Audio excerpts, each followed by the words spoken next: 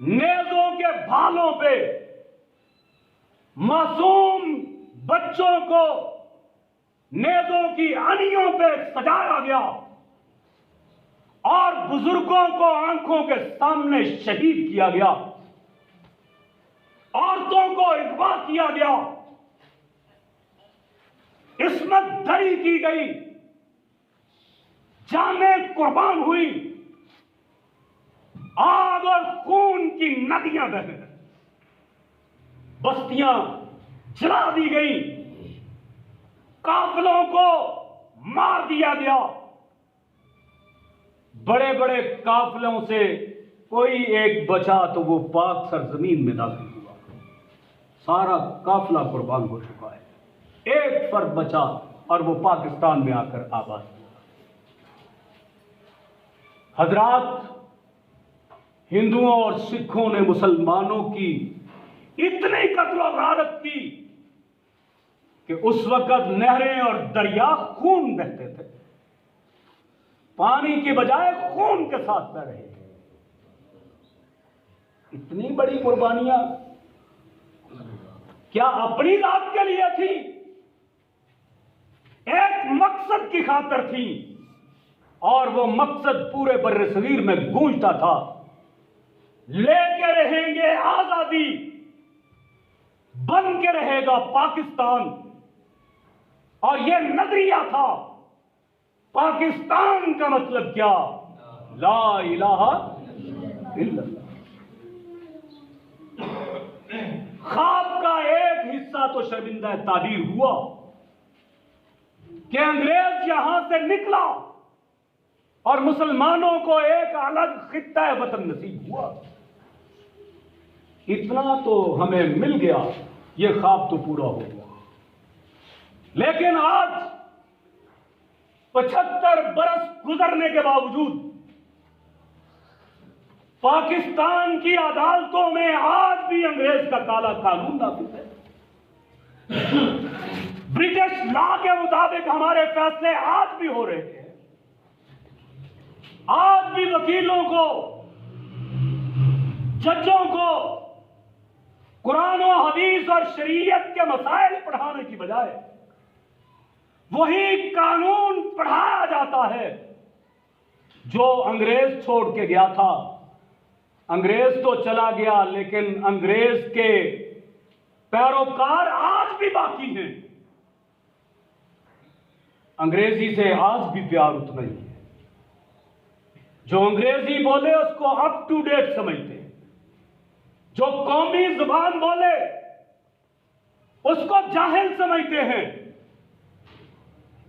आज भी हमारे फैसले उसी कानून के मुताबिक कुरान और सुन्नत को असेंबली में, ऐवाने बाला में, सेनेट में सुप्रीम लॉ करार दिया गया था, लेकिन वो किताबों की हद तक लिखा हुआ पड़ा है। आज तक उस पर इंप्लीमेंटेशन नहीं है, आज उस पर अमल दरामद नहीं है। ये बात रोज़े रोशन की तरह अयां है कि हमारे कायदीन और जिद्दोजहद आजादी के कारकुनान ने कुर्बानियां इस खातिर दी थी कि पाकिस्तान को इस्लाम की तजर्बा गाह बनाएंगे। हम इसको इस्लाम की लैब बनाएंगे जहां पर हम कुरान और सुन्नत के मुताबिक अपनी जिंदगी बसर करेंगे। आजादी तो मिल गई, लेकिन आज भी अंग्रेज की जहनी गुलामी करने वाले ब्यूरोक्रेट्स मौजूद, पूरी अफसरशाही उसी कल्चर को अपनाए हुए है। बदकिस्मती यह है कि पाकिस्तान हासिल करने वालों को मौका ना मिल सका कि वो उसको अपने एक नहज पे, उस मनहज पे चला सकते। 1948 में कायदे आजम की वफात हुई, फिर वजीर आजम लियाकत अली खान को एक जलसे में गोली मार दी गई और फिर उसके बाद क़यादत का फुकदान हुआ। लीडरशिप आज तक मुयस्सर ना आ सकी। फिर उसके बाद ये रिवायती सियासतदान आ गए जो खानदानी तौर पर अंग्रेजों के बूट पॉलिश करने वाले, बल्कि अंग्रेजों के बूटों के तलवे चाटने वाले थे। तारीख पढ़ लें, ये गद्दार थे, मुसलमानों के नमक हराम थे। इन खानदानों को अंग्रेज ने जागीरें अलाट की और एक जागीरदार की जमीन में कई कई रेलवे स्टेशन गुजरते हैं। इतने इतने बड़े जागीरदार वडेरे सिंध में मौजूद हैं। पंजाब के जिम्मेदार तो कुछ भी हैसियत नहीं रखते। बड़ा हुआ 2-4 एकड़ होंगे तो समझते हैं हम बड़े बड़े जिम्मेदार हैं, बड़े जमींदार हैं। 100 एकड़ होगा, 200-400 एकड़ होगा। हजरात, जागीरदार तो वो बैठे हुए हैं, उन्हीं से आगे सियासतदान उन्हीं की नस्लों से आ रहे हैं। अल्लाह ताला अपने हिफ्ज़ व अमान में रखे। जो मौजूदा हालात आ चुके हैं इनमें तबाही आखिरी हद तक पहुंची। मुआशी तौर पर हम बिल्कुल जीरो हो चुके। सियासतदानों को, हुक्मरानों को इस बात की कोई फिक्र नहीं। उनको अपनी कुर्सी बचाने का है और कुर्सी हासिल करने का है। जो इक्तिदार में है वो अपनी कुर्सी बचा रहा है, जो इक्तिदार से निकल गया वो उस कुर्सी को दोबारा हासिल करने के लिए कोशिश कर रहा है। ये तो तस्बीह पे भी कहते हैं या कुर्सी या कुर्सी या कुर्सी। गैरत कहां है? ईमान कहां है? बस अल्लाह से दुआ ही की जा सकती है। अब कोई कायदे आज़म नहीं आएगा, अब कोई अल्लामा इकबाल नहीं आएगा, मायूसी नहीं। लेकिन ला तक़नतू मिन रहमतिल्लाह के तहत हम पुरुमीद हैं। अगर ये हालात हैं, आइंदा हालात बदल भी सकते हैं। मुमकिन है कोई गशूर गैरतमंद खालिद बिन वलीद का किरदार अदा कर सके, कोई तारिक बिन ज़ियाद बन के आ सके, कोई मोहम्मद बिन कासिम बन के आ जाए। हम पुरुमीद हैं कि कोई सुल्तान महमूद गजनवी बन के आ जाए। हम पुरुमीद हैं कोई सुल्तान अर्तुगरुल जैसा आ जाए जो दोबारा इस्लाम का फेरा लहरा सके और इस सरजमीन पर अल्लाह का कानून नाफिज कर सके।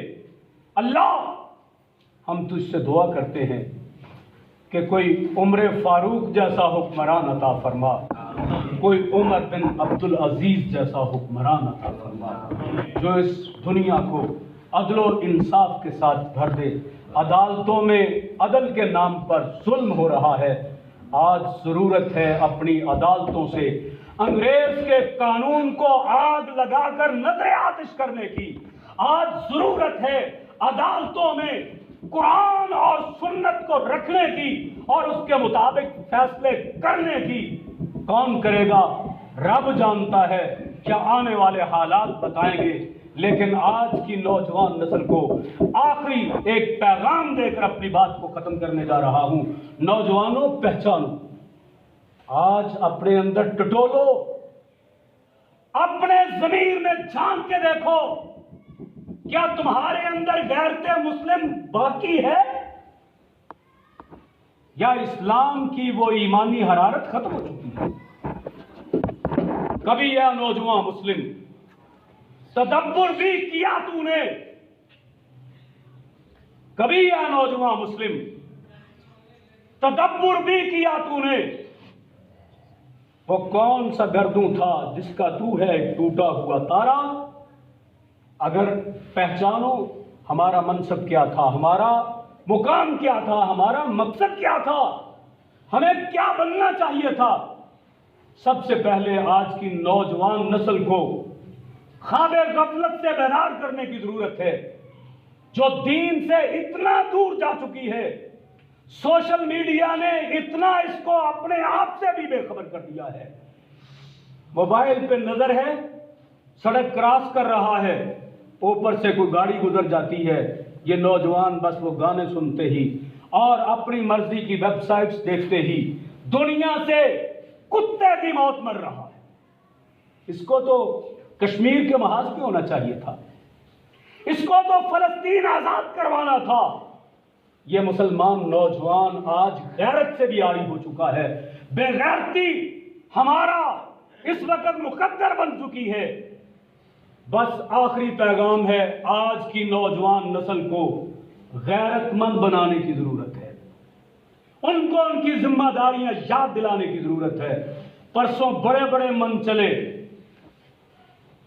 अपनी मर्जी के मुताबिक जश्न मनाएंगे, जुलूस भी निकलेंगे, लोग अपने मोटरसाइकिल के साइलेंसर से बांसुरियां निकालकर पूरे माहौल में शोर शराबा करेंगे, हल्ला गुल्ला होगा, दास्तें उड़ाई जाएंगी, शराबो शबाबो कबाब की महफिलें भी होंगी।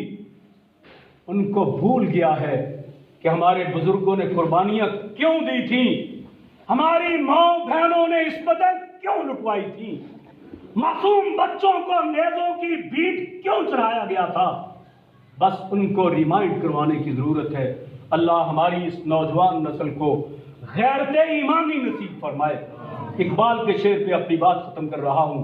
अगर जवां हो मेरी कौम के जसूरो गयूर, तो कलंदरी मेरी कुछ कम सिकंदरी से नहीं। वाह खुदावाना।